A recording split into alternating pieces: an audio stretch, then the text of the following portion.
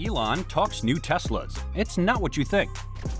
Today, we'll discuss the most recent Tesla news, such as Tesla's future smaller vehicles, the latest for full self-driving, Tesla's purchase of a mining firm, and the Model Y winning Best Luxury SUV.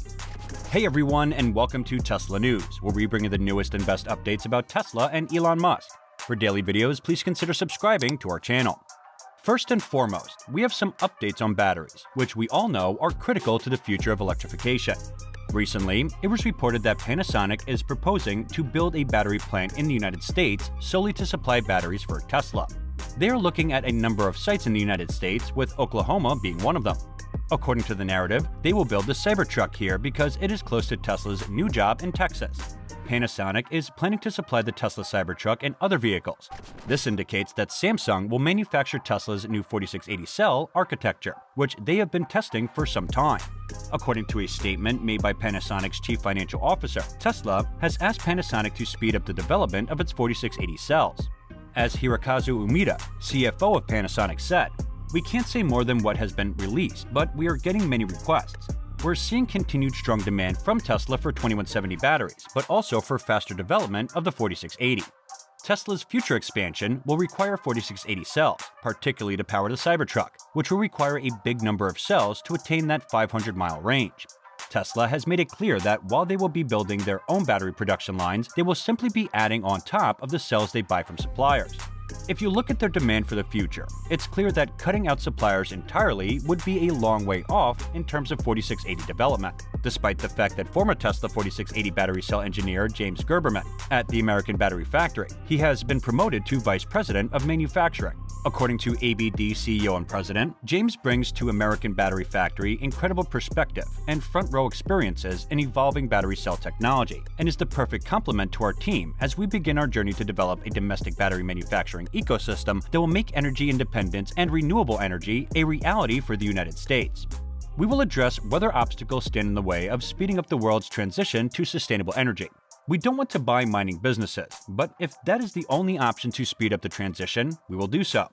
Tesla has already discussed entering the lithium mining business, and it's becoming evident that they'll need to do everything they can to secure raw materials down the road.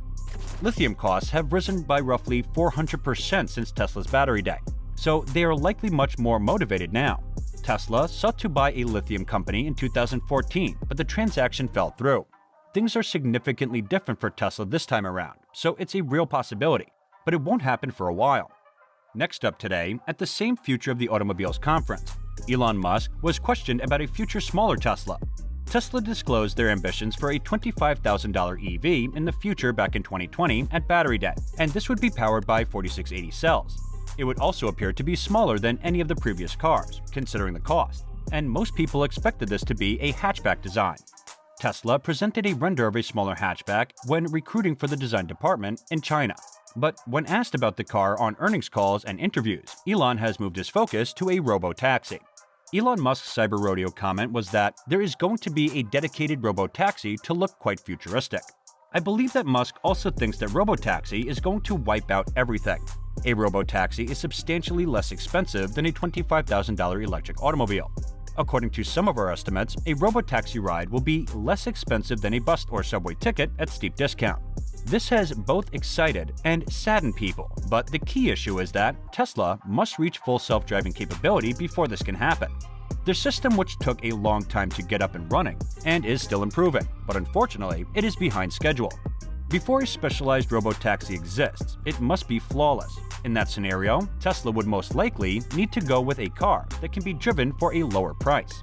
When questioned about a possible smaller Tesla, Elon first responded, "This is not the same forum for roundabout product announcements." But then he followed that up to say there's some probability that Tesla will do smaller cars than the Model 3, but I won't say more than that. What's noteworthy about this is that it may be referring to a Robotaxi or a $25,000 electric vehicle concept. Given previous pricing rises, the $25,000 starting price point may still be lower than they can attain for a smaller vehicle. But only time will tell. Many people were ecstatic when Tesla unveiled the $25,000 electric vehicle at Battery Day. Current automobiles are negotiating supply challenges and assuring battery supply for vehicles they have already sold out. Indeed, prior to any lower-cost model that would be tremendously popular, Elon Musk stated that Tesla will cease processing orders beyond a certain point.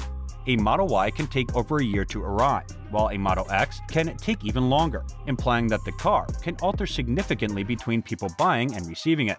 The pricing includes Tesla's prediction of how much it will cost to construct that car in a year with shortages and rising raw material costs.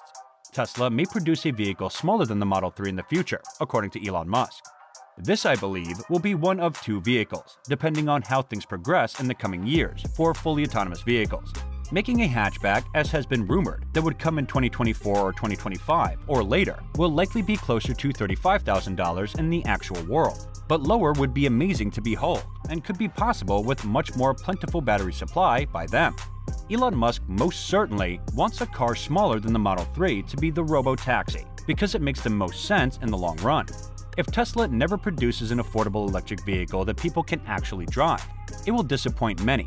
In any case, it does not appear that the $25,000 Tesla will be exactly what people imagine. Next up today is a little update on the Cybertruck, which Elon mentioned at the same conference when asked whether there was a chance of losing the pickup category to Ford, GM, and Revivan. If the Cybertruck is not launched or get to the market quickly, he simply said no at first and then stopped, but then went on to explain that there are more orders for the Cybertruck than we can potentially fill for 3 years after production begins, which is something that's quite exciting. Revivan still needs to ramp up production, and they're now targeting 25,000 for the entire year, which is a terrific start for a young firm, but it's a small number when compared to global demand for electric trucks. The maiden flight on the Cyber vehicle, the Ford F-150 Lightning, is just getting started with deliveries, but because due to their backlog of orders, Elon anticipates it to take a long time to grow. Tesla intends to offer its Supercharger network to all electric vehicles in the United States in the future, which will necessitate some solutions. If a non-Tesla wants to use the Tesla charger, adapters and maybe longer charging cables will be required.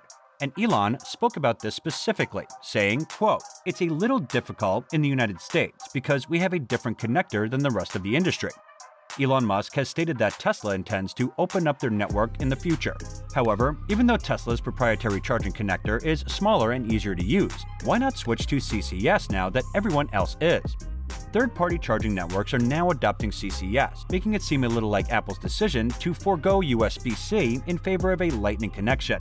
It may be easier for Tesla to switch, but for the time being, their cars in the United States arrive with the proprietary connector, and they may add CCS to Superchargers as chargers become available to other EVs, and Tesla drops their mobile connector from future orders. We already know that the option has been offered as part of the order configurator for $200.